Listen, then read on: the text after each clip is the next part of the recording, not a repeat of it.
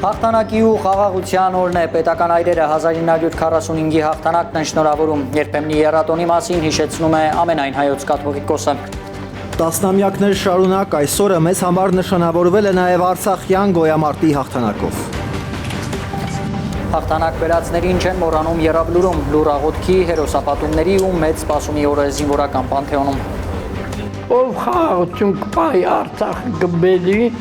մեծ տղեկի գրաված Արցախը արյան գնում, թող ինքը նստի գլխից վրա։ Անվտանգության երկրի առաջիկա 5 տարիների զարգացման մասին խոստումներով քաղաքական ուժերը շարունակում են քարոզարշավը, որ ուժը որտեղ է եւ ինչ են ուզում ընտրողները։ Աղավնին խաղաղության սիմվոլն է, բայց աղավնին խաղաղություն չի բերում, խաղաղություն բերում է արծիվը։ Ժամի հիմնական նորությունները կներկայացնի Հայլուրը, բարի երեկո, հարգելի հեռուստադիտողներ, եւ այսպես այսօր հաղթանակի օրն է, երբեմնի եռատոնը, երբ մեծ հայրենականում հաղթանակին զուգահեռ Հայաստանում ու Արցախում նշում էինք Շուշիի ազատագրման եւ պաշտպանության բանակի կազմավորման տոները։ Այսօր հաղթանակի զբոսայգի այցելած պետական այրերն իրենց ուղերձներում 1945-ի հաղթանակից են խոսում։ Արցախի մասին հիշատակում չկա անգամ Նիկոլ Փաշինյանի ուղերձում, նա համաշխարհային երկրորդ պատերազմում Խորհրդային Միության եւ Արևմտյան դաշնակիցների տարած հաղթանակի օր է անվանել մայիսի 9-ը։ Եռատոնի մասին հիշեցնում է ամենայն հայոց կաթողիկոսը Գարեգին II համոզված է։ Այսօր, երբ բռնազավթված եւ հայաթափված է, Արցախը պետք է հետամուտ լինել հայրենազրկված արցախահայության իրավունքների պաշտպանությանը։ Թերեզա Կադաևչյանն է պատմում։ Աղոթում է ամենայն հայոց կաթողիկոսը մեծ հայրենականում եւ Արցախյան հերոսամարտում իրենց կյանքը ընծայած հայրենիների հոգիների համար։ Բռնազավթված է Արցախը։ Գարեգին II պատգամն է, որ չմոռանանք տասնամյակներ շարունակ մեզ եռատոն պարգևած հայրենիների սխրանքը։ Այն հայրենասիրության ոգեշնչող օրինակ է, ինչպես համաշխարհային երկրորդ պատերազմում չարի ու ֆաշիզմի դեմ պայքարը։ Տասնամյակներ շարունակ այսօրը մեզ համար նշանավորվել է նաև արցախյան գոյամարտի հաղթանակով։ Այսօր, երբ բռնազավթված եւ հայաթափված է Արցախը, պարտավոր ենք շարունակել հետամուտ լինել հայրենազրկված արցախահայության իրավունքների պաշտպանությանը։ Անցյալի այս իրադարձությունները մեզ պետք է ամուր եւ հաստատական պահեն զորեղ ու անվտանգ պետության կերտման մեր տեսիլքների իրագործման ճանապարհին։ Մայիսի 9-ը համաշխարհային երկրորդ պատերազմում Խորհրդային Միության եւ Արևմտյան դաշնակիցների տարած հաղթանակի օր է անվանել Հայաստանի վարչապետը։ Նիկոլ Փաշինյանի ուղերձից տպավորություն է, որ եռատոն Հայաստանում չի էլ եղել։ Նա խաղաղությունից է խոսել, իսկ Արցախի մասին որևէ հիշատակում չկա։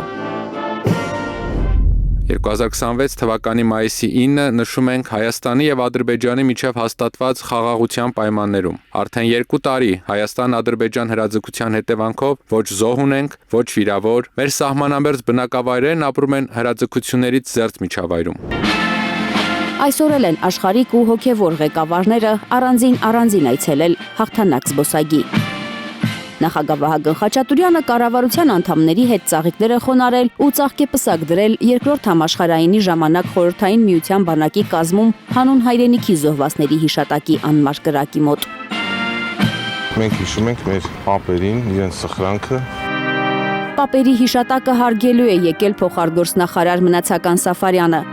Հաշտ է արդյոք այս իրողության հետ, որ եռատոն չէ Հայաստանում, չի պատասխանում Սաֆարյանը։ Հաշտեք, որ այլևս եռատոն չէ այսօր։ Ես նշեցի այսօրվա խորհուրդը, ավելացնելու բան չունեմ։ Ծնունդով արցախցի Արմեն Գրիգորյանն էլ է վարչապետի նման կարծում, թե Ղարաբաղյան շարժումը ճակատագրական սխալ է եղել։ Այն իրականություն, որ մենք այսօր ունենք, ցույց է տալիս հենց վարչապետի հայտարարության տրամաբանությունը, որտեղ եթե այդ ճանապարհը, որ մենք ընտրել ենք, արդյունավետ լիներ, այսօր մենք այս արդյունքը չէինք ունենա։ Մենք եկել հասել ենք այս արդյունքի եւ տեսել ենք այն իրականությունը, որ ունենք, եւ ըստ դրա եզրահանգումներ ենք կատարել։ Եզրահանգումներ կանի Հայաստանի կառավարությունը Ռուսաստանի զգուշացումներից։ Մոսկվան պարզաբանում է պահանջում Երևանում եվրոպական քաղաքական համայնքի գագաթնաժողովի ժամանակ Ռուսաստանի հասցեին Զելենսկիի սպառնալիքների համար։ Ես ծանոթ չեմ այդպիսի հայտարարությունների։ Հայաստանի անվտանգության խորհրդի քարտուղարը չի լսել, որ Զելենսկին ասել է, թե Մոսկվայում մայիսի 9-ի տոնական շքերթին ուկրաինական դրոններ էլ կարող են մասնակցել։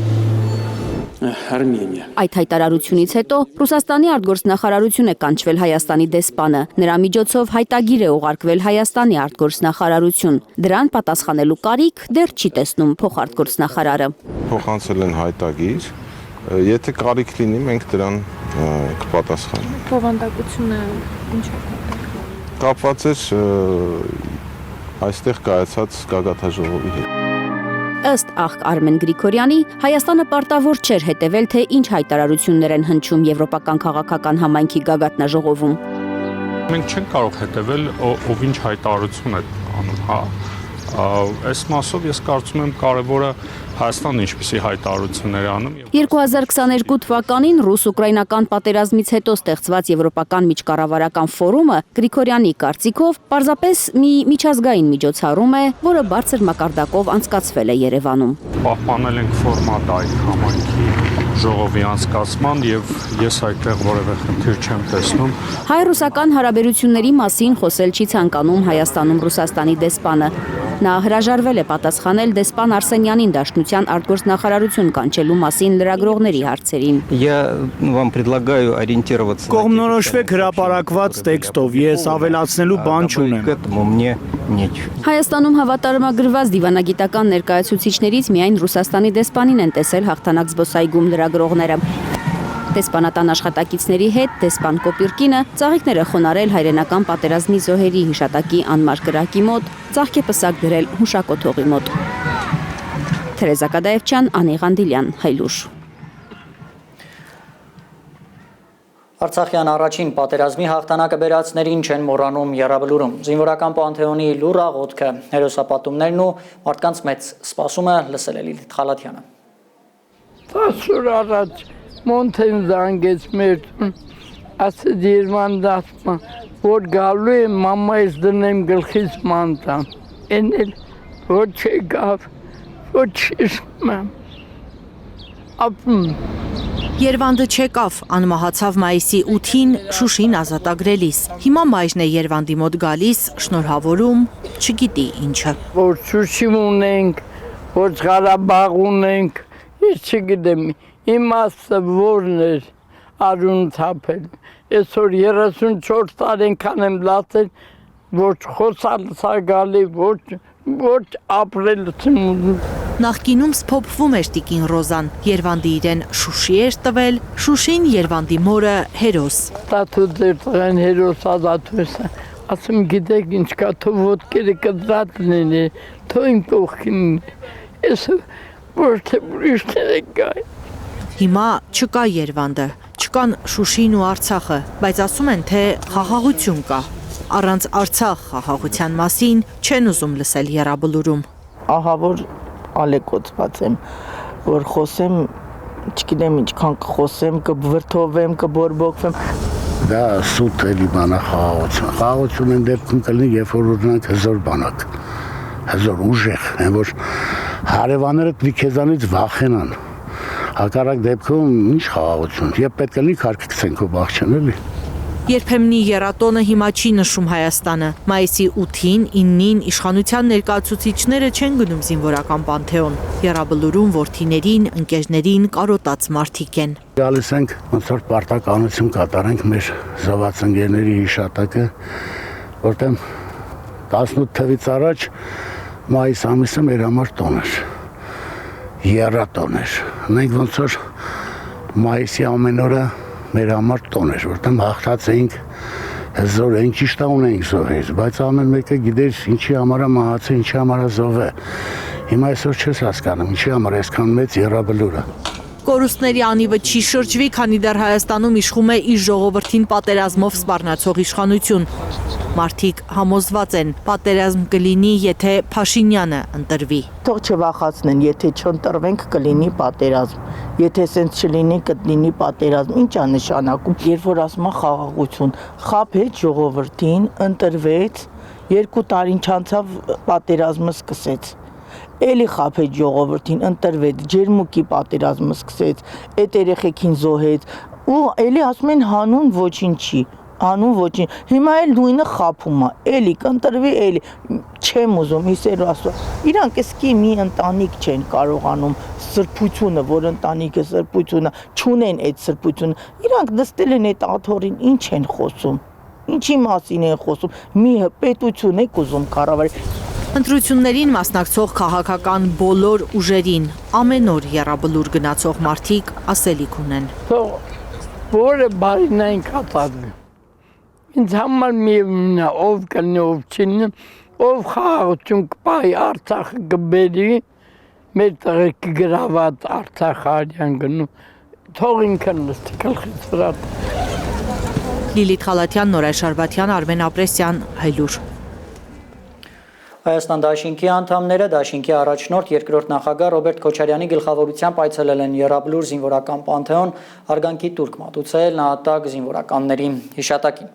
Մայիսի 9-ի ուղերձում Ռոբերտ Քոչարյանը նշել է, մայիսի 9-ը մեր պատմական հաղթանակների օրն է, որոնք կերտվել են մեր պապերի եւ հայրերի, զավակների եւ եղբայրների անձնազոհ սխրանքներով։ Այսօրն իր մեջ ունի թե բերկրանք, թե ցավոք դառնություն, սակայն հենց դրանք այն զգացումներն ու դասերն են, որ շատ մոտ ապագայում մեզ ուժեն տալու կատարել խաղաղ եւ ստեղծագործ աշխատանքի նոր սխրանքներ։ Այդ հիշողությամբ եւ ապագայի հանդեպ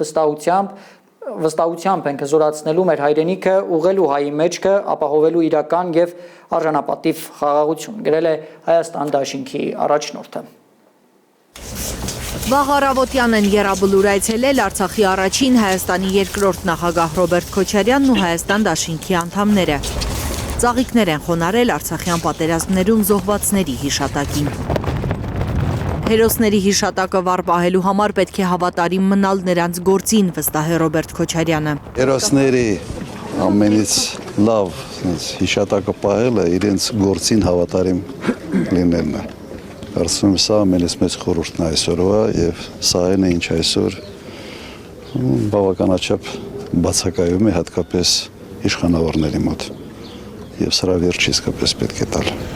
Քաղաքական հարցերի չի պատասխանում Ռոբերտ Քոչարյանը իր բնորոշմամբ Սուրբ վայրում։ Լրագրողների խնդրանքով միայն մի կարճ արձագանք Փաշինյանի այն որակմանը, թե պատերազմի եռագլուխ կուսակցություն է ընդդիմությունը։ Մենք արդեն ասել ենք, եռագլուխը դա ինքն է, Ալիևը եւ Էրդողանը, եռագլուխը իսկական եռագլուխ։ Խոսում են նրա մասին, որ իշխանության են գալու եռագլուխ, այսպես պատերազմի կուսակցությունը, այն պարագայում, երբ որ ինքն է պատերազմ բերել եւ այսօր ինքն է հանդիսանում եռագլուխ պատերազմի կուսակցության անդամ,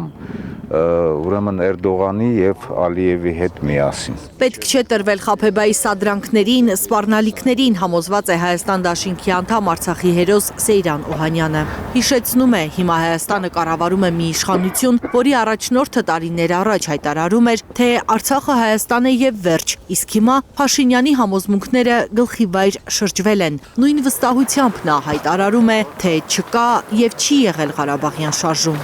Ինչպես կարելի է լսել մի Խաբեբայի,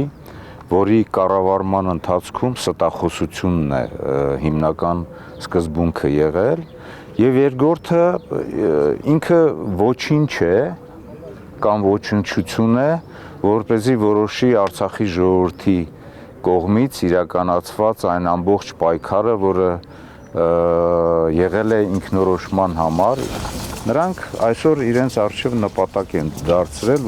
որպեսզի նսեմացնեն մեր ինքնությունը, նսեմացնեն մեր բոլոր հաղթանակները, նսեմացնեն մեր հերոսներին։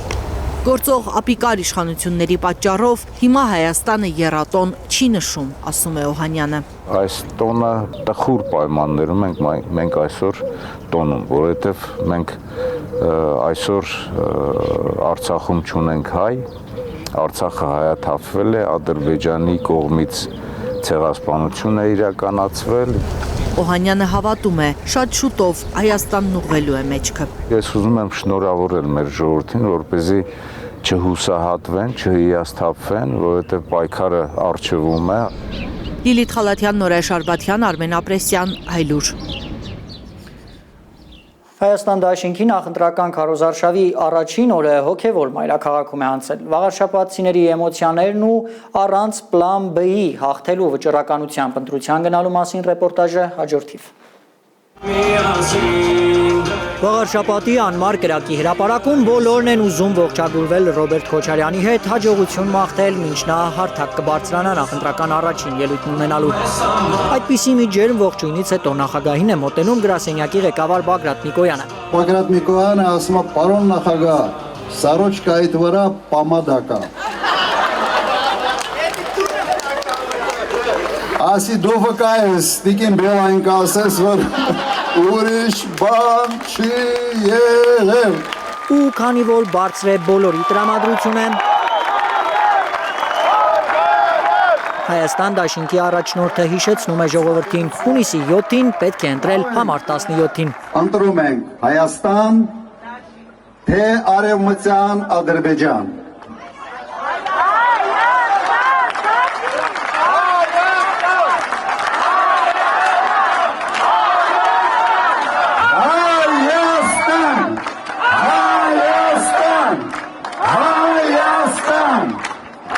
Եթե ընտրում ենք Հայաստան, ուրեմն համար 17 Հայաստան դաշինք։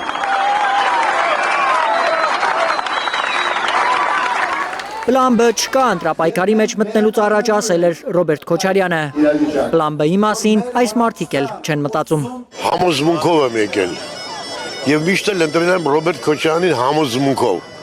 որովհետեւ ես վստահ եմ, որ մեր երկիրը ծանր վիճակից միայն ինքը կարող է անել։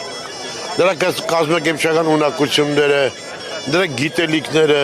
պարզությունը եւ վերջապես դուխը։ Ինքը հզոր մարդ է, հզոր առաջնորդ, լավ դիվանագետ, լավ քաղաքական գործիչ, հմուտ քաղաքական գործիչ, ինչը մեր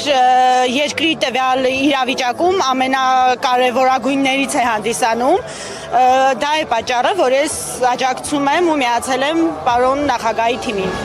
Ես ընտրել եմ արժանապատիվ կյանքը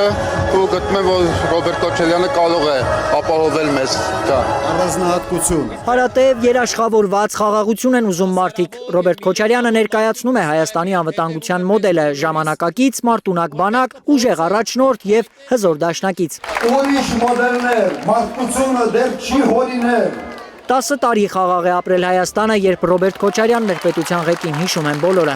Պարոն Քոչարյանի նախագահության օրոք պատերազմ չի եղել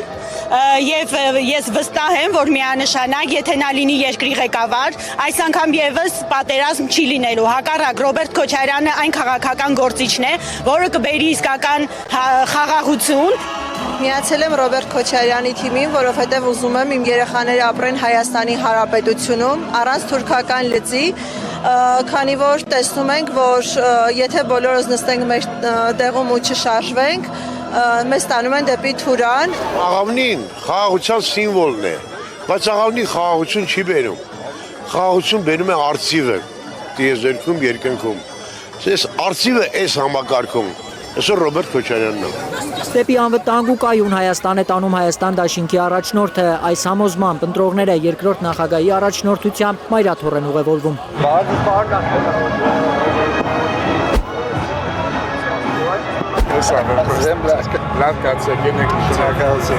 Մայր տաճար է հասնում երկրորդ նախագահի առաջնորդած երթը։ Այստեղ յուրաքանչյուրն ինքը գիտի ինչի համար է մոմբարում։ Ինչի համար եք վառելու մոմ, պարոն նախագահ։ Հաղթանակի համար։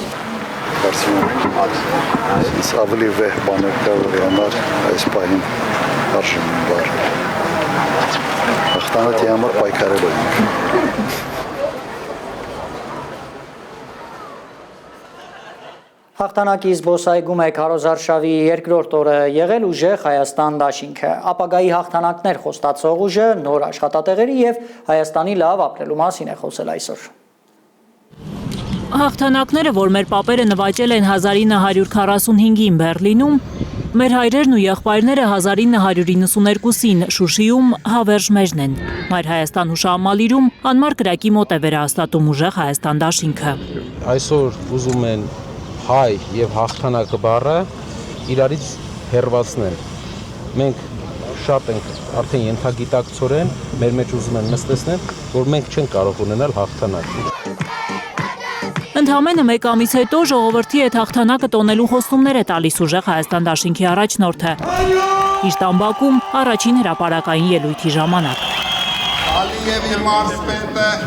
հանձնեց մեր հողերը։ Ալիևի մարզպետը 8 տարի կերակրեց մեր ժողովրդին իր ստերով։ Ալիևի մարզպետը հայտարարեց մեր երկիրը ամբողջ աշխարհի առջև։ Եվ միայն մեր ուժը կարող է Ալիևի մարզպետին ծնկի բերել հայ ժողովրդի առջև։ Փոփոխություն են գոչում մարդիկ, որոնք արժանապատի բարեկեցիկ կյանք են ուզում իրենց հայրենիքում։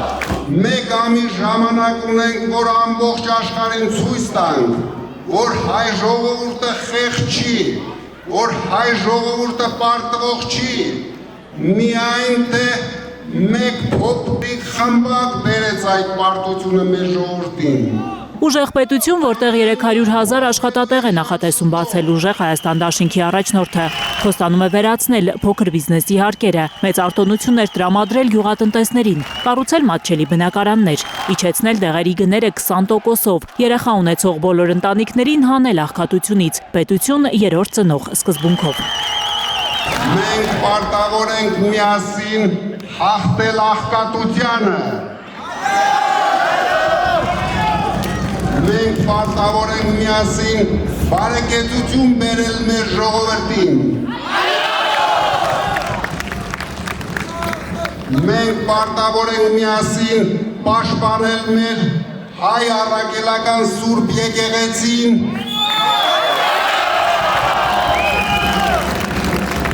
Ալիևի եւ իր մարզպետի արշավանքներից։ Միայն Հայաստանում եւ Սփյուռքում ապրող հայերի աջակցությամբ է հնարավոր ուժեղ պետություն ունենալ, համոզված է Կարապետյանը։ Ձեզ հետ միասին ազատագրելու ենք մեր երկիրը,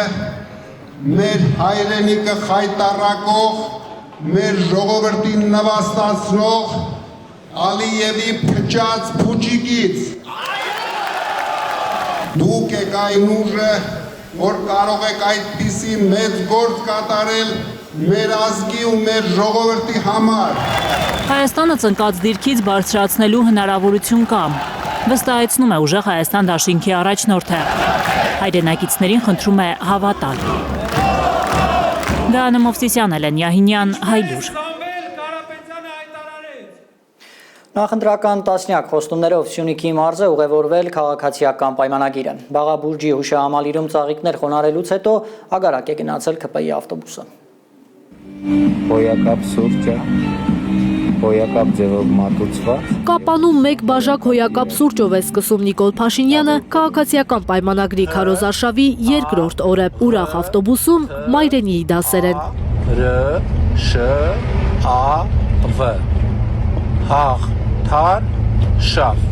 Հաղթարշավ։ Սրտիկներով ու օդային համբույրներով քաղաքացիական պայմանագիրը ուղևորվում է ագարակ։ Ագարակ, ամառ, արև։ Որոշ ագարակցիներ նեղսրտում են, որ քիչ մարդ է եկել քաղաքացիական պայմանագրին դիմավորելու։ Ամենա, չգիտեմ ինչը, ամենա։ Քարտեզն էլ ձեզ։ Ոնց է ագարակում։ Մեր ագարակ ինչի սազում ես քան քիչ խումբ։ Ուրա։ Նեղեցել է։ Նեղվելու, մենք շուտ ենք եկել։ Ներդունել եք եկել։ Երբ եմ եկել։ Էներկ անգամ գալուտել եկել եք, ներդու տատիկին տեսել եք։ Հա։ Բայց հիմա տատիկը չկա։ Աստված հոգին լուսավորի։ Կոնֆետներ, բուկլետներ ու քարտեզներ է բաժանում Փաշինյանը ագարակցիներին։ Փակ դռների վրա փորձում փակցնել մագնիս քարտեզները։ Չկպավ, մենք էստեից կկպսենք։ Էստեից։ Հավաքված ագարակցիները շնորհակալ են Փաշինյանին իրենց քաղաքում դիահերձարան կառուցելու համար։ Այն մեկ ամսից կգործի։ Եկել եմ դիահերձարանի համար շնորհակալություն այդտեղ, ես էի ասում։ Շնորհակալ։ Գիտեք, որ արդեն ավարտվում է։ Ես ամեն օր ընդ եմ գնում եմ, գիտեմ։ Լավ։ Չնայած լավ չի ինչում դիահերձարան, բայց դե որ ժողովուրդը բացում ու ոնց անեք։ Չէ, բացում որնա։ Մեկը պարկի որ անենք։ Զինծառայող ներկայացող այս տղամարդը հարց ունի Փաշինյանին, ինչու դիրքերը լավ չեն մաքրում ձյունից։ Դե որ զինվորական ես, մի րոպե։ Ձեռներդ սենց արած, գաս մի հատ ընդունի, նոր խոսա վարչապետի հետ։ Զինվորականը տենց չի խոսում, մի հատ զգաս պայք ես։ Պապիկյան այդ զինվորականին զորացրի թող գնա, ինքը ի վիճակի չի ծառայություն։ Եթե զինվորականա զորացրի թող գնա, այդ վիճակով չգիտեմ ինչա օգտագործած, խմածա, քաշածա, ինչա, զորացրի տեն զինվորներ մեր բանակին պետք չի։ Հենց այսօր եթե նույն թող գնա իր գործերին։ Թող գնա բանի բիսեդկեքում պապազի։ Այս ինչ սեղան է գցե, բարև եղբայր, բարև ես։ Մի կտոր հաց մեղրիում է հասցնում ուտել Փաշինյանը։ Մի վրազի։ Սյունեցիներին Փաշինյանն առաջարկում է քվեարկել ՔՊ-ի օգտին։ Ընտրություններ 2026-ին քվեարկում ենք ում։ Զարու Իսահակյան, Անի Ղանդիլյան, Հայլուր։ Ռեֆորմիստների հանրապետություն եւ ժողովրդավարական համախմբում կուսակցությունների այսօրվա քարոզարշավներին հետևել է Արփի Սուքասյանը։ Ռեֆորմիստների կուսակցությունն է Երևանում փողոցից փողոց անցնում ծրագրային դրույթները ներկայացնելու։ Քաղաքական այս ուժի ընտրացուցակի առաջին համարը Վաղարշակ Հարությունյանն է։ Ռեֆորմիստների կուսակցությունը ունի 7 կետանոց ծրագիր Հայաստանը բարեփոխելու համար։ Ռեֆորմիստների կուսակցությունը հնացած է համարում ազգային անվտանգության համակարգը, առաջարկում է փոխել այն, ուժեղացնել պետության դերը տնտեսությունում, վերադառնալ խորհրդային կրթական մոդելին։ Մենք առաջարկում ենք անվճար կրթություն, անվճար առողջապահություն, երկրի ղեկավարի կառավարման ժամկետի սահմանափակում։ Զարգացող ու անվտանգ Հայաստան ունենալու համար կարևոր է յուրաքանչյուր քաղաքացու քվե, հիշեցնում են ռեֆորմիստները։ Հայաստանի ապագան կախված է ձեզանից։ Ամեն օր մտածեք, որ Հայաստանը ունի լուրջ խնդիրներ եւ Հայաստանի ղեկավար պետք է դառնա մարդ, ով պատկերացնում է այդ խնդիրները։ Ռեֆորմիստները հորդորում են չհավատալ ու չվստահել քաղաքական կեղծ փրկիչներին ու մարգարեներին, որ ակտիվանում են հատկապես նախընտրական շրջանում։ Կատարեք ձեր ճիշտ ընտրությունը եւ ընտրեք գեներալ Վաղարշակ Հարությունյանին։ Համար 1, համար 1, համար 1, համար 1։ Խորհրդարանական ընտրությունների քվեաթերթիկում Հանրապետություն կուսակցությունն էլ կա, որի ընտրացուցակի առաջին համարը Արամ Սարգսյանն է։ Ինչու համար ենք մենք մասնակցում այս ընտրություններին եւ ինչով ենք տարբերվում մենք մնացած կուսակցություններից։ Մենք ունենք անցյալ։ Մենք անցել ենք Հայաստանի Հանրապետության, երրորդ հանրապետության կերտման ողջ ճանապարհով։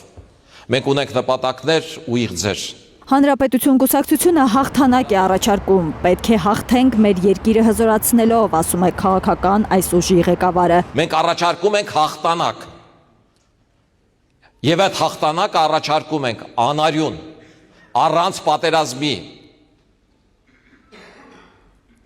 գիտելիքի, աշխատանքի, հմտությունների, հայ մարդու նվիրվածության վրա հենվելով։ Եթե առաջին պատերազմում համախմբվեցինք ու խիզախությամբ հաղթեցինք, երկրորդ պատերազմում պետք է հաղթենք մեր տնտեսությամբ, Հանրապետություն կուսակցության ներկայացուցիչների համոզմունքն է։ Իրական հաղթանակների, այնպիսի հաղթանակների, ինչպիսին հասավ Գերմանիան, Ճապոնիան, առաջին համաշխարհային պատերազմից հետո, խայտարակ ուրվաստացուցիչ պարտությունից հետո, իրենք կարողացան, մենք էլ կարող ենք։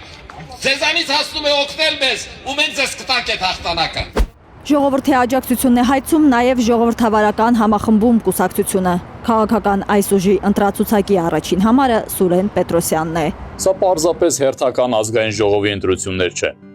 Սա ժողովրդի կամքի դրսևորման պատմական հնարավորություն է։ Ժողովրդավարական համախմբում կուսակցությունը ընտրապայքարի մեջ է մտել, որ Հայաստանն ազատի պարտադրվող կործանարար օրակարգերից, վատի եւ վատագույնի միջև ընտրությունից։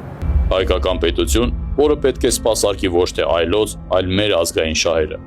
Հայկական պետություն, որը հիմքում ընկած կլինի համահայկականությունը, ազգային ինքնությունը, արժանապատվությունն ու արդարությունը։ Իսկ հանրային կյանքի կազմակերպումը հիմնված կլինի քրիստոնեական արժեհամակարգի վրա։ Ասում են իրենց քվետալով ընտրում ենք պայքարող, արարող ու հաղթող հայի հոգեբանությունը։ Ընտրելով 14-ը դու դառնում ես հայկական պետության կերտման անմիջական մասնակիցը։ Արփիս Քեսյան, Հայլուր։ Հարգելի հեռուստադիտողներ, այժմ այն մասին, թե ինչ ունենք թողարկման երկրորդ հատվածում։ Պուտինն ընդունել է Կարմիր հրապարակի մեծ զորահանդեսը ուկրաինական ճակատում երրորդյա հրադադարի ֆոնին Դաշնության նախագահը հաղթանակ է խոստանում ռուսական բանակին։ Մենք միասին հաղթել ենք, միշտ ենք հաղթելու։ Հաղթանակի վալս պատերազմի սարսափից հետո երկուսն են լավ է հիշում Բեռլինի ճանապարհը հարթած հայ հրամանատարը Թամանյան դիվիզիայի վերջին վետերանը։ Ինձ համար լավ բան է, միայն ժամանակ, երբ որ հաղթանակ է ստանում։ Զոհեր ունի Իրանը ու Միացյալ Նահանգներին է մեղադրում, արտգործնախարարությունը խոստանում է արձագանքել ցանկացած ագրեսիայի։ Եվ գազի, լույսի ու ջրի անջատումներից է բողոքում մի ամբողջ գյուղ ակնալիճում ապրելու տարրական պայմաններ են ուզում։ Ջան, մի տարի չենք ուղղացել, ջուր չունենք։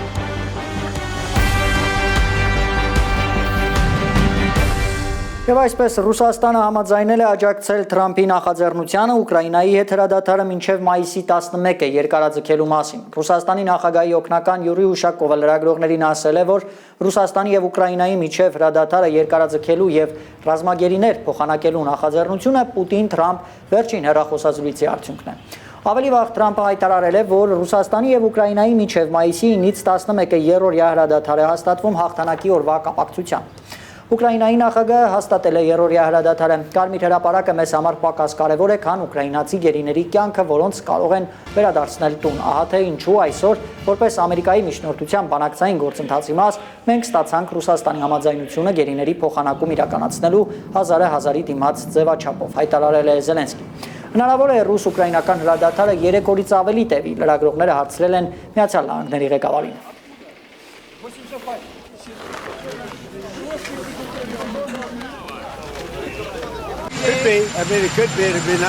Հնարավոր է, ավելի ճիշտ լավ կլինի։ Այս պատերազմը մարդկային կորուստների առումով երկրորդ համաշխարհային պատերազմից հետո ամենասարսափելին է։ Ամեն ամիս 25,000 երիտասարդ զինվոր է զոհվում։ Սա խելագարություն է։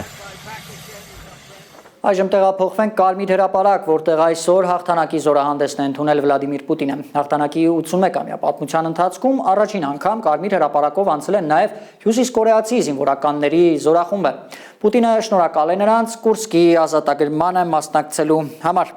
Ուկրաինական պատերազմի 4-րդ տարում Դաշնության նախագահը հաղթանակ է խոստանում ռուսական բանակին։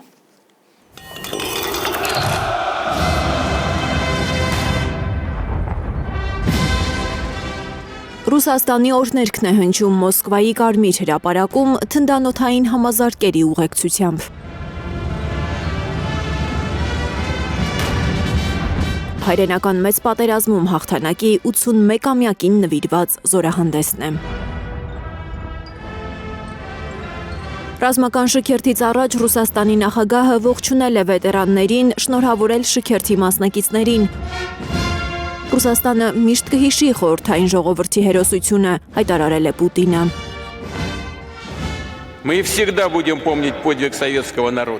Մենք միշտ կհիշենք խորհրդային ժողովրդի սխրանքը նացիզմը ջախջախելու գործում։ Խորհրդային ժողովուրդը վերջ դրեց համատարած չարին, վերադարձրեց ինքնիշխանությունը այն պետություններին, որոնց կապիտուլացրել էր Հիտլերյան Գերմանիան եւ դարձրել իր հանցագործությունների հնազանդ հանցակիցները։ Вернул суверенитет тем государствам, которые капитулировали перед гитлеровской Германией. Ըստ Դաշնության նախագահի հաղթողների սերնդի մեծ սխրանքը ոգեշնչում է ռուս-ուկրաինական ռազմաճակատում կռվող մարտիկներին։ Նրանք հակամարտում են այն ուժի դեմ, որին աջակցում է ՆԱՏՕ-ն։ Չնայած դրան, մեր մարտիկներն առաջ են գնում, ասել է Ռուսաստանի ղեկավարը։ Опираясь на современный боевой опыт, создают передовые. Հենվելով ժամանակակից մարտական փորձի վրա, նրանք ստեղծում են առաջադեմ եզակի զինատեսակներ։ Но как бы ни менялись техника и способы ведения боя, Որքան էլ փոխվեն տեխնիկան, պատերազմելու ձևերը, անփոփոխ է մնում ամենակարևորը։ Երկրի ճակատագիրը որոշում են մարդիկ։ каждый вносит личный вклад в победу. Պատերազմի մասնակիցներից յուրաքանչյուրը սեփական ներդրումն ունի հաղթանակի կերտման գործում։ Իսկ այն կերտվում է եւ ռազմի դաշտում, եւ թիկունքում։ Համոզված եմ, որ մեր գործը ճշմարիտ է։ Победа всегда была и всегда будет за нами. Մենք միասին հաղթել ենք, միշտ ենք հաղթել։ Торжественное шествие войск. Շքերթի ընթացքում հրապարակում առանձին զորասյունով անցել են ռուս-ուկրաինական պատերազմի մասնակիցներ։ Պատմության մեջ առաջին անգամ Կարմիր հրապարակում անցկացվող շքերթին հյուսիսկորեացի զինվորականներ են մասնակցել։ Корейской народной армии плечом к плечу с российской. Ըստ Պուտինի, նրանցից շատերը մասնակցել են Կուրսկի ազատագրմանը։ Հրապարակով քայլել են Ռուսաստանի բարձրագույն ռազմական ուսումնական հաստատությունների զինծառայողներ,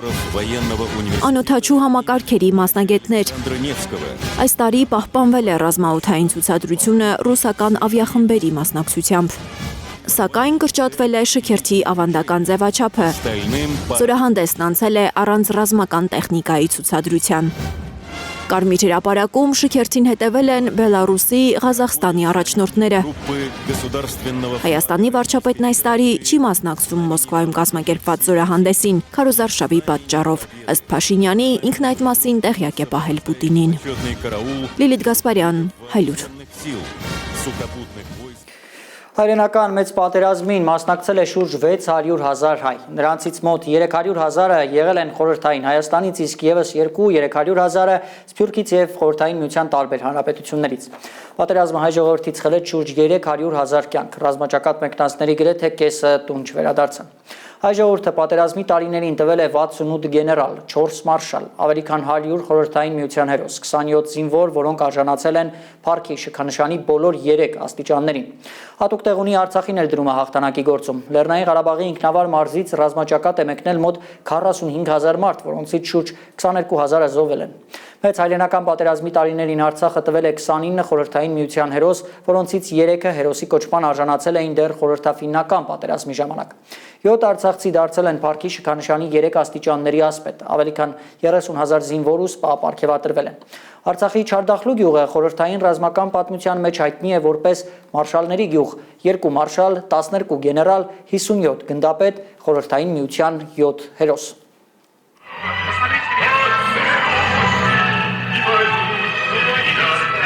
Պատերազմը նրանցից խլեց մանկությունը, երիտասարդությունը, բայց չկարողացավ խլել հավատը, սերը եւ հաղթանակի սպասումը։ Տասնամյակներ անցել պատերազմի սերնդի հիշողությունները չեն խամրել։ Մոսկվայում հարյուրավոր երիտասարդներ 40-ականների հագուստներով հաղթանակի վայրս են պարում։ Երաժշտությամբ կարծես վերակենդանանում են պատերազմի տարիները, բաժանումը, սպասումը, վերադարձի հույսը։ Մամի моей было 20 лет։ 91 տարեկան Վլադիմիր Սախարովն արդեն չի պարում, բայց լավ հիշում է այն օրը, երբ ռադիոյով հայտարարեցին պատերազմի սկիզբը։ Отца тут же мобилизовали в армию։ Հայրս անմիջապես զորակոչվեց բանակ։ Նա գնաց 1941 թվականի հուլիսին։ Մենք նրան 4 տարի չտեսանք։ Вот, и он ушел, и мы не видели его все 4 года։ Հացի հերթում փոքրիկ Վովան ժամերով էր կանգնում, դեռ չհասկանալով, որ պատերազմը կարող է նույնիսկ մանուկներից հաց խլել։ Մի օր անծանոթ կանայք խաբեցին երեխային ու տարան ընտանիքի հացի վերջին կտրոնները։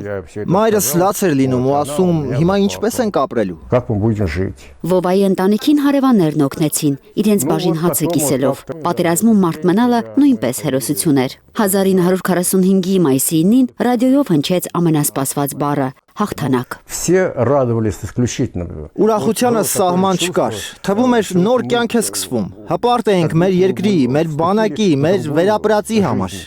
Պատերազմի սարսափները նաև կանանց ուսերին էին։ Նատալիա Սիերան ռազմաճակատ է գնացել ընդամենը 14 տարեկանում։ Դպրոցական տետրերի փոխարեն զինվորական գրքույկ է ստացել, մանկության փոխարեն կրակի գիծ տեսել։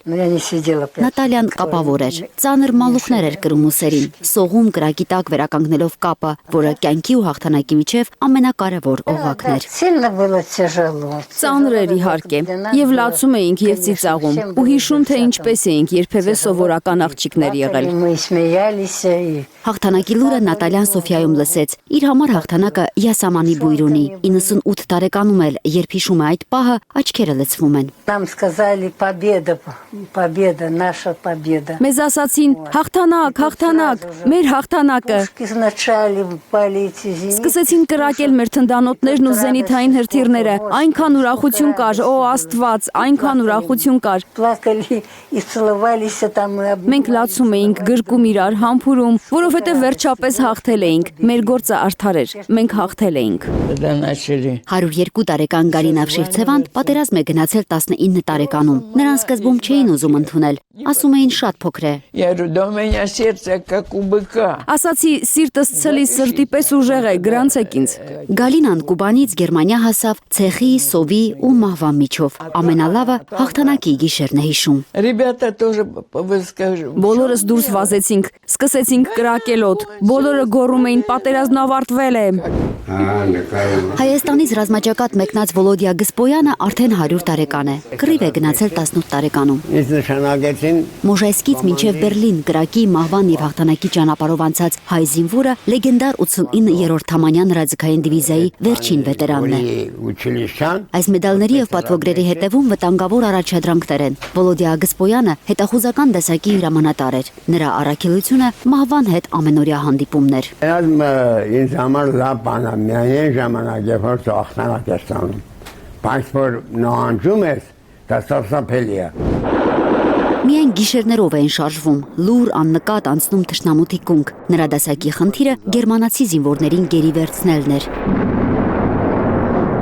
Ես 27 հատ նեմեցական սալդատ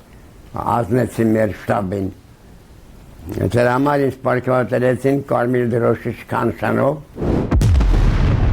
Բայց ամեն հաղթանակ իր գինն ունի։ Բերլինի համար ծանր մարտերում է Վոլոդյան ծանր վիրավորվել։ Արկի բեկորները խրվել էին մեջքը։ Բժիշկները կարողացել էին հեռացնել միայն երկուսը։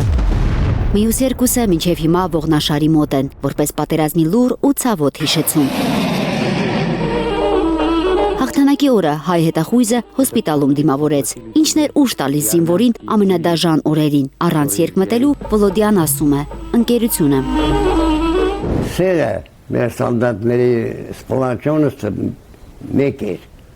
Մենք սիրում ենք իրար, շատ ենք հարգում իրար։ Վոլոդյան լավ է հիշում նաև Մարշալ Ժուկովին, որը բարձր էր գնահատում Թամանյան դիվիզիայի հայ զինվորների խիզախությունը։ Պատերազմից հետո Վոլոդիա Գսպոյանը շարունակեց ծառայությունը Խորհրդային Միության բանակում մինչև 1951 թվականը։ Պարգևատրվեց հայրենական պատերազմի երկրորդ աստիճանի շքանշանով, արիության համար մեդալով եւ անձամբ Ստալինի շնորհակալագրով Բերլինի մարտերին մասնակցելու համար։ Այս մարտիկ պարզապես պատերազմի վկաներ չեն, նրանք մի ամբողջ սերնդի խորհրդանիշ են եւ ամեն օր հիշեցնում են, թե ինչ գին ունի խաղաղությունը։ Հաղթանակի վալս են պարում 21-րդ դարի երիտասարդները, հիշեցնելով միլիոնավոր մարդկանց ցավը, կորուստը եւ կյանքի հանդեպ անսահման հավատը։ Ծովինար Բարխուդարյան, Անի Ղանդիլյան, Հայլուր։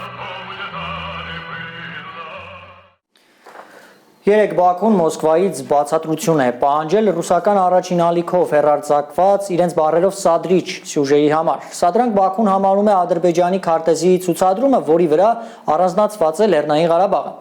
Այդ երկրի արտգործնախարարությունը պնդում է, թե աղավաղված է քարտեզը։ Թեման կքննարկենք Հայլուրի տարածաշրջանային վերլուծաբան ադրբեջանագետ Արման Բադալյանի հետ։ Բարի երեկո։ Արման։ Բարի երեկո Ալբերտ։ Արման, Ադրբեջանի կոշտ արձագանքը պարզապես հերթական նյարդային պատասխաններ, թե այստեղ Բաքվի ավելի խոր անհանգստություններ են երևում։ Ալբերտ, կարծում եմ, որ Բաքուն իրականում խիստ անհանգստացած է, որովհետև եթե սա լիներ ընդամենը տեխնիկական վրիպակ, ապա դրան արտգործնախարարության մակարդակով չէր արձագանքի։ Ադրբեջանի արտաքին քաղաքական գերատեսչությունը դա անվանել էր լուրջ սադրանք ու անընդունելի քաղաքական մանիպուլյացիա եւ Մոսկվայից պահանջել ոչ միայն բացատրություն, այլ նաեւ քայլեր, որպեսզի նման բան այլևս չկրկնվի։ Այս արձագանքը ցույց է տալիս, որ Բաքուն թեման շատ ավելի լուրջ է ընկալում, քան պարզապես մեկ հեռուստաեթերի սխալ ու դա իհարկե պատահական չէ, ադրբեջանական մեդիան, հատկապես իշխանամերձ վերլուծական կենտրոնները գրում են, որ խնդիրը կարող է լինել ոչ թե ալիքի խմբագրական անփութությունը, այլ այն, որ Ռուսաստանում դեռ կան շրջանակներ, որոնք մինչև վերջ չեն ընդունել 2020 թվականից հետո ձևավորված իրողությունը ու շարունակում են Ղարաբաղյան խաղաքարտը պահել շրջանառության մեջ։ Այսինքն Բաքվի այս իրական ջղաձգման պատճառը ըստ էության այն է, որ Լեռնային Ղարաբաղի հարցը ռուսական քաղաքական հիշողությունից ամբողջությամբ դուրս չի եկել։ Բավական, այսինքն Բաքուն վախենում է, որ Ռուսաստանում թեկուզ ոչ պաշտոնական մակարդակում Լեռնային Ղարաբաղի հարցը այսպես փակված չեն համարում։ Այո, Ալբերտ, հատկապես, որ ռուս-ադրբեջանական դիվանագիտական փոխհրաձգությունը վերջին շրջանում ակտիվացել է, Ադրբեջանը ամեն ինչ անում է, որպեսզի Արցախի հարցը ներկայացնի որպես վերջնականապես փակված թեմա, բայց նման դրվագները, քարտեզները, հին ձևակերպումները, ռուս պատգամավորների հայտարարությունները ցույց են տալիս, որ ռուսական դաշտում թեման երբեմն վերադառնում է օրակարգ։ Մի դեպք հիշեցնեմ, այս տարվա փետրվարին ռուս քաղաքական գործիչ Կոնստանտին Զատուլինի հայտարարությունը, որում նա քննադատել էր Ադրբեջանին այն բանի համար, որ Բաքուն դատում եւ ծանր պատիժներ է տալիս Արցախի նախկին ղեկավարներին։ Ադրբեջանի արտաքին գործերի նախարարությունն անմիջապես հայտարարեց, որ Զատուլինը խեղաթյուրել է այդ դատավճիռների բովանդակությունը, օգտագործել է անընդունելի ձևակերպումներ ու հանդես եկել Ադրբեջանի ինքնիշխանության եւ տարածքային ամբողջականության դեմ։ Բաքվի արտաքին գերատեսչությունը նույնիսկ դիվանագիտական նոտ է հղել ռուս քաղաքական գործչի այդ հայտարարության համար։ Բացի այդ, մարտի 23-ին Ադրբեջանը Ռուսաստանի Դաշնությունից պարզաբանում էր պահանջել Մարիա Զախարովայի խոսքերի համար։ Անդրադառնալով Փաշինյանի այն հայտարարությանը, որ հայ առաքելական եկեղեցու որոշ ներկայացուցիչներ քաղաքականությամբ են զբաղվում ու ակնարկին, որ նրանցից ոմանք նախկինում կարող են կապված լինել խորհրդային KGB-ի հետ, Զախարովան մի պահ շեղվել էր թեմայից ու հիշատակել Հեյդար Ալիևի անունը։ Ադրբեջանի արտաքին գործերի նախարարությունն էլ դա անընդունելի էր անվանել եւ հայտարարել, որ Ռուսաստանից պարզաբանումների է սպասում։ Իդեպ մի կարևոր դեպք է, ապրիլի 1-ին Պուտին-Փաշինյան հանդիպման ժամանակ Ռուսաստանի Դաշնության նախագահը ուղիղ ասել էր, որ հայ-ռուսական օրակարգում մեջբերեմ ամենազգայուն հարցը մինչ հիմա այն ամենն է, ինչ կապված է Ղարաբաղի հետ, ինչը Բաքվի մոտ բնական ձղաճուքումներ էր առաջացրել։ Այստեղ շատ կարևոր մի բան պետք է ասեմ, որ մենք չպետք է մոռանանք 2020 թվականի նոյեմբերի 9-ի եռակողմ հայտարարությունը ձևականորեն, բայց դեռ ուժի մեջ է։ Այդ փաստաթուղթը մնում է հետպատերազմյան կարգավորման հիմնական հղումներից մեկը եւ ռուսական քաղաքական ու իրավական լեզվում այն շարունակում է դեռ գոյություն ունենալ։ Այսինքն, որքան էլ Բաքուն պնդի, որ ամեն ինչ ավարտված է, ինքը շատ լավ հասկանում է, որ այդ փաստաթուղթը դեռ ամբողջությամբ չի անհետացել քաղաքական շրջանառությունից, եւ հնարավոր է հենց դա է նրան անընդհատ նյարդայնացնում, որովհետեւ եթե նոյեմբերի 9-ի տրամաբանությունը դեռ ինչ որ տեղ մնում է, ուրեմն Մոսկվայի համար թեման էլ մինչև վերջ մեռած չէ։ Աման, այսինքն կարելի է արդեն այսպես պնդել, որ սա ազդակ է, թե Ադրբեջանի այս կոշտ արձագանքը խոսում են նրա մասին, որ Արցախի թեմայի այսպես խորհրդանշական վերադարձը նույնիսկ ռուսական դաշտ փորձում է կանխել Բաքուն։ Այո, Ալբերտ, Բաքուն հիմա փորձում է հարվածել շատ արագ եւ շատ կոշտ ամեն դեպքում, երբ տեսնում է, որ Արցախյան թեման թեկուզ խորհրդանշական ձևով, բայց վերադառնում է միջազգային օրակարգ։ Իրենց համար խնդիրը միայն այդ քարտեզը չէ, ոչ էլ միայն բառապաշարը։ Իրենց համար խնդիրը հենց նախադեպն է։ Ըստ Բաքվի, եթե այսօր ռուսական պետական ալիքը հանգիստ ցույց է տալիս Լեռնային Ղարաբաղի գրությամբ քարտեզը, վաղը այդ թեման կարող է քաղաքական բարձր մակարդակով քննարկման նյութ դառնալ։ Այդ պատճառով էլ ես չէի դիտարկի ոչ թե պարզապես Բաքվի հերթական նեղացած արձագանք, այլ ավելի խոր անհանգստության դրսևորում։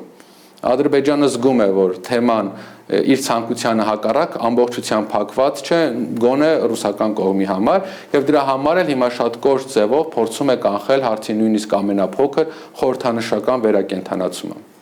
Իսկ Ռուսաստանից որևէ արձագանք կա թե ոչ։ Ալբերտ, ռուսական կողմից գոնե այս պահին բաց ու հասցեական պատասխանի չեմ հանդիպել, այսինքն առայժմ հրապարակային դաշտում կա միայն ադրբեջանական շատ կոշտ արձագանքը, իսկ ռուսական կողմից լռություն։ Եվ հենց այդ լռությունն էլ կարծում եմ կարող է շատ ավելի նյարդայնացնել Բաքվին։ Ու չնայած պետք է չմոռանալ, որ Մոսկվան այս օրերին զբաղված էր հաղթանակի շքերթի կազմակերպչական հարցերով ու հնարավոր է, որ տոներից հետո լինեն համապատասխան արձագանքներ։ Շնորհակալություն Արման, հարգելի հեռուստադիտողներ, հիշեցնեմ, զրուցում էինք Հայլուրի տարածաշրջանային վերլուծաբան ադրբեջանագետ Արման Բադալյանի հետ։ Իրանական դրոշով նավարկող առևտրային նավի վրա Միացյալ Նահանգների ռազմածովային ուժերի վերջին հարձակման հետևանքով վիրավորվել է 10 նավաստի, ևս 5 մարդ անհետ կորած էր համարվում։ Փրկարարները գտել են միայն մեկի մարմինը։ Թեհրանը Վաշինգտոնին է մեղադրել հրադադարը եւ միջազգային իրավունքը խախտելու համար։ Իրանի արտաքին գործերի նախարարության խոսնակ Էսմայիլ Բաղայիի խոսքով Իրանի ուժերը ուշադիր հետևում են իրավիճակին եւ լիովին պատրաստ են արձագանքել ցանկացած ագրեսիայի եւ արկածախնդրության։ Էսմայիլ Բաղային նաեւ ասել է, որ Իրանը դեռ քննարկում է պատերազմն ավարտելու Միացյալ Նահանգների վերջին առաջարկը եւ պատրաստվում է իր պատասխանը։ Իրանի շուրջ ստեղծված իրավիճակը կքննարկենք Հայլուրի վերլուծաբան, իրանագետ, քրդագետ Սաթենիկ Թարվերդյանի հետ։ Բարի երեկո, Սաթենիկ։ Բարի երեկո, Ալբերտ։ Հինգշաբթի գիշերը, ինչպես եւ կանխատեսվում էր, լարվել է իրավիճակը Հորմուզի նեղուցում, ինչը հայտնի այս պահին ինչ է կատարվում այնտեղ։ Ինչպես տեսանք, հրադադարը իրոք չափազանց փխրուն է։ Հակամարտող կողմերը օդային հարվածներ են փոխանակել։ Մարտական գործողությունները կրկին թեժացան այն ժամանակ, երբ Վաշինգտոնը սպասում էր պատերազմը դադարեցնելու իր վերջին առաջարկների վերաբերյալ Թեհրանի պատասխանին։ Թրամփն ասաց, որ ամերիկյան 3 ականակիր նավ ենթարկվել է հարձակման Հորմուզի նեղուցն անցնելիս, իսկ Իրանի բարձրագույն ռազմական հրամանատարությունը մեղադրեց ԱՄՆ-ին հրադադարի ռեժիմը խախտելու, իրանական նավերը թիրախավորելու, Ղեշբ կղզու քաղաքացիական օբյեկտների վրա օդային հարձակումներ գործելու մեջ։ Իդեպ Ղեշբ կղզին ռազմավարական կարևոր նշանակություն ունի Հորմուզի նեղուց մուտքի համար, այսինքն սա նեղուցի արևելյան դարպասն է ըստ էության։ Հայտնի է նաև, որ Իրանի բանակի ռազմածովային ուժերն ու Իսլամական հեղափոխության պահապանների կորպուսը Չաբահար նավահանգստից արձակված հրթիռներով ստիպել է ամերիկյան ռազմածովային ուժերին նահանջել Հնդկական օվկիանոս։ Տուժել է նաև Միացյալ Էմիրությունները, այնտեղ գործել է ՀՕՊ համակարգը։ Իրանական կողմը հայտնում է, որ մեծ վնաս է հասցրել ամերիկյան ռազմածովային ուժերին, մինչդեռ ամերիկյան կողմն է պնդում հակառակը, որ իրենք են մեծ վնաս հասցրել եւ չեն տուժել։ Այս ֆոնին կրկին բարձրացել է նավթի գինը, հասնելով մոտ $103 1 բարելի համար։ Հիշեցնեմ, որ փետրվարի 28-ին սկսված պատերազմից առաջ 1 բարելի գինը $70 էր։ Սաթենիկ, այսինքն այս պահին հայտնի չէ, թե որ կողմն է առաջինը խախտել հրադադարը։ Այո, քանի որ յուրաքանչյուր կողմ մեղադրում է մյուսին։ Իրավիճակը հիմա այնպիսի փուլում է, որ կարծես պինգ-պոնգի կամ ռակետային այլ խաղի նման հակամարտող կողմերը իրար են փոխանցում գնդակը, իսկ սա նշանակում է, որ իրավիճակը ամեն րոպե կարող է դուրս գալ վերահսկողությունից։ Սաթենիկ, նախորդ անգամ դու Չինաստանի հնարավոր միջամտության մասին էիր խոսում, հաջորդ շաբաթ Թրամփի Պեկին հնարավոր այցի համատեքստում, ինչ ես կարծում, Պեկինը բավարար ջանքեր գործադրում է լարվածությունը թուլացնելու ուղղությամբ։ Ալբերտ, այս պահին տեղեկություններս բավարար չեն հարցիդ հստակ պատասխան տալու համար, բայց խոսում են, որ Չինաստանը կուլիսային դիվանագիտությամբ կարողացել է համոզել իրանցիներին համաձայնել հրադադարին։ Չինաստանում եւ Կանադայում գեոպոլիտիկ հայտնի մեկնաբան պրոֆեսոր Ջանգը վերջերս տված իր հարցազրույցում ասել էր, որ Չինաստանը չի սիրում խառնվել այլ երկրների քաղաքականությանը եւ իրեն բնորոշ այդ մոտեցումը մի կողմ դնելով ազդել է Իսլամական հեղափոխության պահապանների կորպուսի վրա համաձայնել հրադադարին։ Նա հայտնել է, որ իրանական կողմը շատ է փորձել համաձայնության հասնել ամերիկացիների հետ, սակայն երբ Ջեդի Վենսը մեկնել է Պակիստան բանակցությունների, ներկայացրել է իրանցիների համար ծանր վերջնագիր, եւ դրանից հետո իրանցիները հույսը կորցրել են բանակցություններից։ Սաթենիկ, Axios-ը գրեց, որ 3 Քաթարի վարչապետն է հանդիպել Ջեյդի Վենսի հետ Վաշինգտոնում, նրանք քննարկել են Միացյալ Նահանգներ Իրան պատերազմում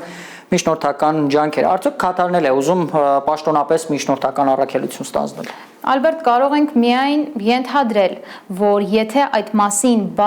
արդեն բաց խոսակցություններ կան, ուրեմն Քաթարը հավակնում է պաշտոնական միջնորդի դերին, թեպետ Քաթարը կարող է իր հավանական միջնորդությունը շարունակել կուլիսներում։ Կան տեղեկություններ, որ առնվազն 3 գաղտնի միջնորդ կա Իրան-ԱՄՆ բանակցություններում եւ չի բացառվում, որ դրանց մեջ են մտնում Չինաստանն ու Քաթարը։ Իդեպ Քաթարը եւ այս հակամարտությունից առաջ եւ 25 թվականի 12-օրյա պատերազմից առաջ եղել է կուլիսային միջնորդ Իրան-ԱՄՆ անուղակի բանակցություններում։ Շնորհակալություն Սաթենիկ, հարգելի հեռուստադիտողներ, հիշեցնեմ զրուցում էինք Իրանի շուրջ ստեղծված իրավիճակի մասին, թեման քննարկում էինք Հայլուրի վերլուծաբան, իրանագետ, քրդագետ Սաթենիկ Թարվերդյանի հետ։ Փխրուն խաղաղությունը վերջնականով է ուզում փոխարինել Գազան, սարսափելի պատերազմի հետևանքների մասին Գազայի բնակիչները պատմել են մեր միջազգային գործընկերներին։ Մարիամ Ամիրջանյանի ռեպորտաժը։ Ամենօրյա կրակի տակ մարդիկ շարունակում են ապրել Գազայում։ Քանդվող տների պատերը արվեստի գործի է վերածում պաղեստինցի նկարչուհին։ Արեջ Ալ-Սաֆինը, որ կորցրել է աչքը իսրայելական հարվածից, ածուխով է նկարում։ Իսրայելի սահմանին շատ մոտ գտնվող իր տան ռմբակոծված պատերին ամենաշատը զույգ աչքեր է նկարում Արիջը։ Տնից նոր էինք դուրս եկել, երբ ինձ հարվածեցին։ Ես ու մայրս վիրավորվեցինք, եղբայրս ու նրա որդին զոհվեցին։ Հարվածի պատճառով մի քար մտավ աչքս, արյունահոսություն սկսվեց։ Բժիշկները ստիպված հեռացրին աչքս։ Պլատակներում են մնացել Արիջի բոլոր նկարներն ու կտավները։ Դժվար է, ասում է պատերազմն իր վրա կրող աղջիկը։ Նկարելիս լարվում է, հաճախ ցավի պատճառով դադարեցնում, բայց չի ընկճվում, շարունակում է գույներ փնտրել գորշ իրականությունում։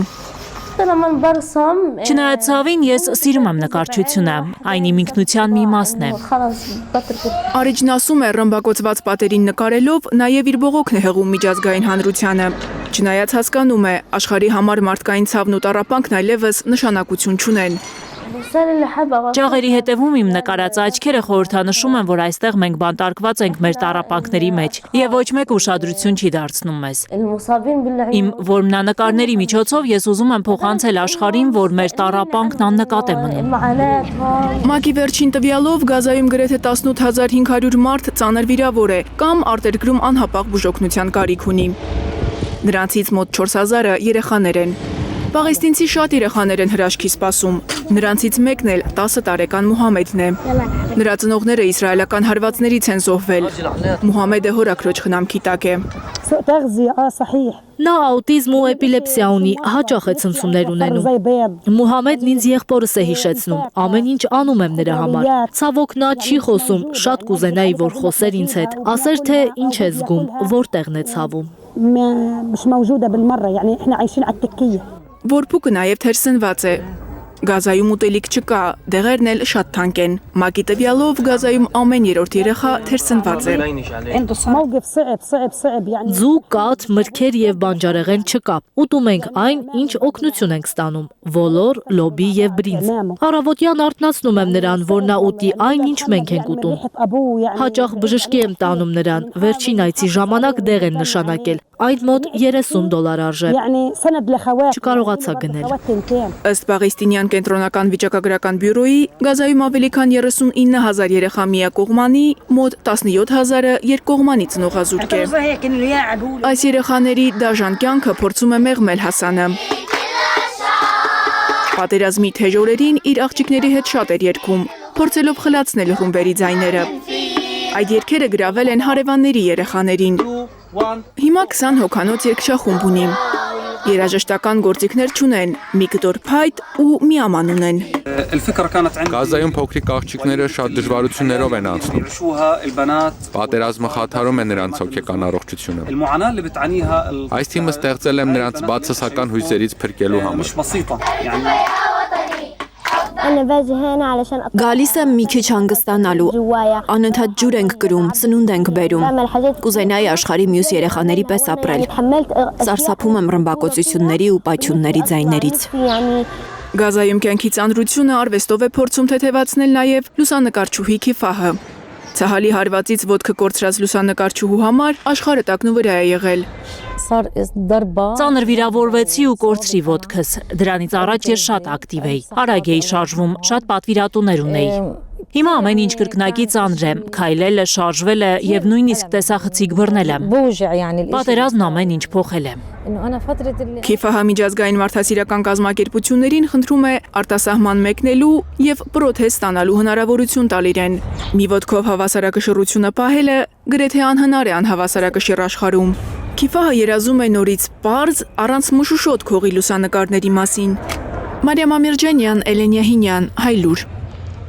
Վերադառնանք Հայաստան, ներքին գործերի նախարար Արփինե Սարգսյանը այսօր լրագրողի հետ զրույցում ասել է, որ Վեդիում անչափահասների նկատմամբ սեռական ոտնձգություն կատարած տղամարդիկ դեռ 2 ամիս առաջ ահազանգի նույն օրը ձերբակալվել են, ապա նրանց հանձնել են քննչական կոմիտե։ Եթե մանկապիղծները ձերբակալվել են, ուրեմն ինչու է քննչական կոմիտեն նրանց ազատ արձակել։ Լրագրողի այս հարցին Սարգսյանը պատասխանել է, թե մեջբերեմ ձերբակալվել են, կա նախաքննությունն ունի տրամաբանություն եւ գործընկերներն ըստ այդմ քայլեր են ձեռնարկել։ Մնացյալը նախարարության տիրույթում չէ։ Մեջբերման ավարտը։ Հիշեցնենք, որ Վեդիում անչափահասների նկատմամբ սեռական ոտնձգություն կատարելու գործով 58 եւ 65 տարեկան տղամարդիկ են կալանավորվել։ Մայիսի 8-ին էլ քննչական կոմիտեից Հայլուրին հայտնել են, որ հանրային քրեական հետապնդում է հարուցվել նաև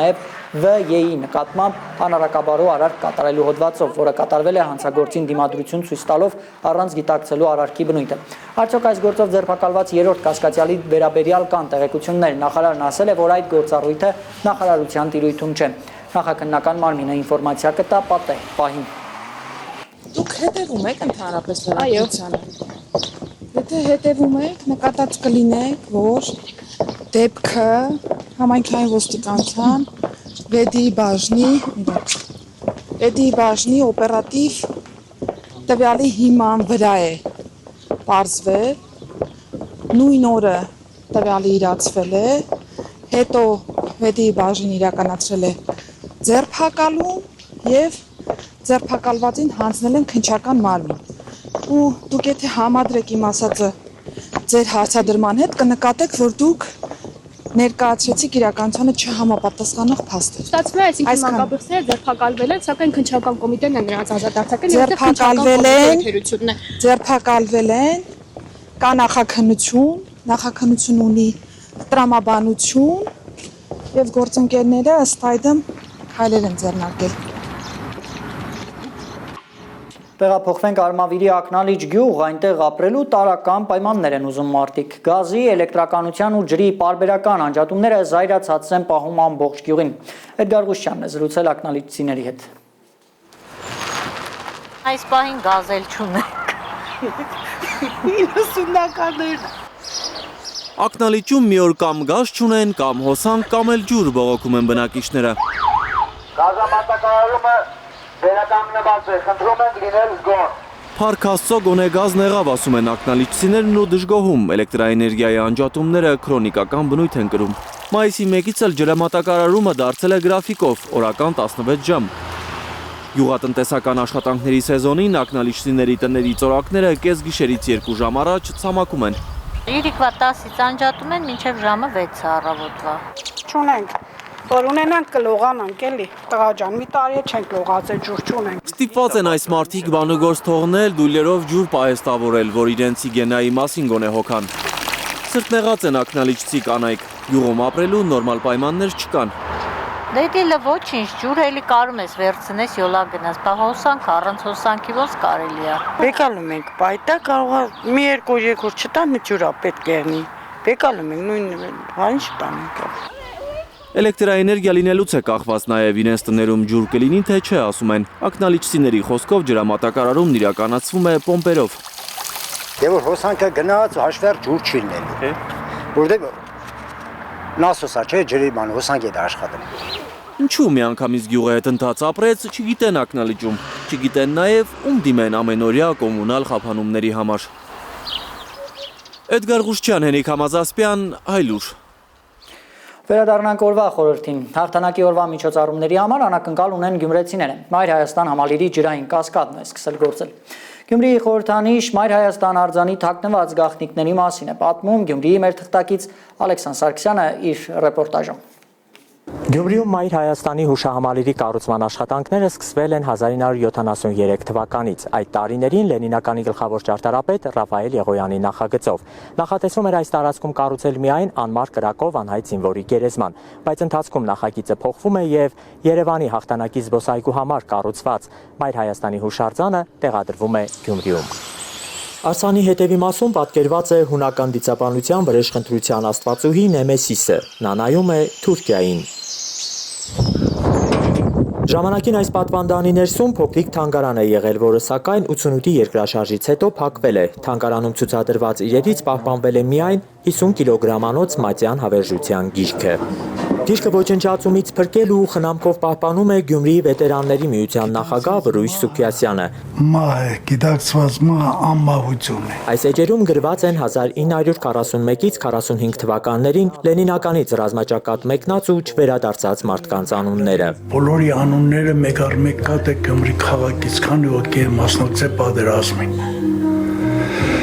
Սկզբից գտնվել է Մայր Հայաստան հուշահամալիրի պատվալում։ Ընդեղից բերել ենք մենք ստեղ։ Հսկա գիրքն ունի մետաղական կազմ, դիմերեսին պատկերված է խոյաձև սուր։ Երբեմն վետերանների միություն այցելողները գիրքը շփոթում են ավետարանի հետ։ Որոշ մեծահասակներ, որ գալիս են, գիտենք թե խաչն է, էլի խաչ է դրված, բայց հետո բացատրում ենք, որ այն թուրն է, որով որ հաղթել են մերոնք։ 95 էջանոց գրքում զոհվածների անունները գրված են այբենական կարգով, ձեռագիր հայմանանկարչությանն ու մատենագրությանը բնորոշ տառատեսակով։ Քանի անուն է ներառված։ 3074։ Քան անուն կա։ Կան մասնակցել են։ Գիրքը կազմել է Մայր Հայաստան հուշահամալիրի նախագծի հեղինակ Ռաֆայել Եղոյանը, գիրքն ունի նաև մաքուր էջեր։ Հեղինակը նախատեսել է, որ պատերազմում անհետ կորածների տվյալները գտնելու են ու լրացնելու են, մինչ օրս ոչ մի անուն գրքում չի ավելացել։ Մինչև հիմա ոչ ոք չի դիմել, ոչ ոք չենք գտել, ոչ ոքի չենք գտել, ոնց որ կապես կա։ Բայց պատերազմի մասնակիցների ժառանգներից շատերն են իրենց ծնողների անունները գտել այս գրքի էջերում։ 79-ամյա Վրույժ Սուքիասյանի հայրը եւս հայրենական մեծ պատերազմի մասնակից է եղել։ Վիրավորվել է ու վերադարձել տուն։ Ես ինչքան կամ ինչքան ես վետերանների միությունը կա, գիրքը պիտի ստեղ գտնվի, ոչ միտեղ չպիտի գնա։ Հետագայում եթե ես չեղա ինչ կլինի դա արդեն թող Աստված որոշի։ Տարիներ առաջ այս հաղթանակի օրերին վետերանների միությունում աշխուժություն էր, շքանշանները հագուստներին ամրացրած տարեցները պատրաստվում էին շքերթի, բայց հիմա տարածքում ծանր լռություն է։ Շատ վետերաններից մնացել են միայն լուսանկարները։ Ալեքսանդր Սարգսյան, Նորայր Հակոբյան, Հայլուր։ Եվ վերջում հայրենական պատերազմի զոհերի հիշատակը վառ պահելու, հերոսական անցյալի հիշողությունները թարմացնելու համար Եվրասիա հասարակական կազմակերպությունը մեր տասնյակ հայրենակիցների ուղեկցել է հաղթանակի զբոսայգի։ Աննա Գյուլնազարյանն է պատմում։ 102-ամյա Ներսես Պապը չնայած ծանր քայլերին դստերը թևանցուկ է հաղթանակի զբոսայգի եկել։ Կովկասի ազատագրմանն եմ մասնակցել, եւ արտարում եմ հայ ժողովուրդը սովորության մեծ հաղթանակի տայել։ Հաղթանակը տեսած շատ վետերաններ, նրանց թորներն ու ծորներն են այստեղ հավաքվել, երգելու, պարելու, հաղթանակի տոնը նշելու։ Եվրասիա հասարակական կազմակերպությունը ոչինչ չի խնայել մարդկանց ուրախացնելու համար։ Այսօրը ինձ համար իրոք մեծ խորհուրդ ունի, որովհետև այն եղել է եռատոն եւ ինձ համար հիմա էլ մնում է եռատոն։ Եվրասիայի կազմակերպած այս միջոցառման նպատակն է վառ պահել հայրենական պատերազմի զոհերի հիշատակն ու հերոսական անցյալի հիշողությունը։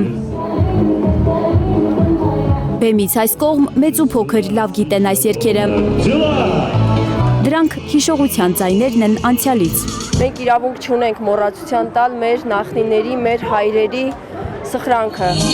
Աննա Գյուլնազարյան, Միլենա Պողոսյան, Էլեն Յահինյան, Հայլուր։ Հարգելի հեռուստադիտողներ, շնորհակալություն ուշադրության համար, կհանդիպենք։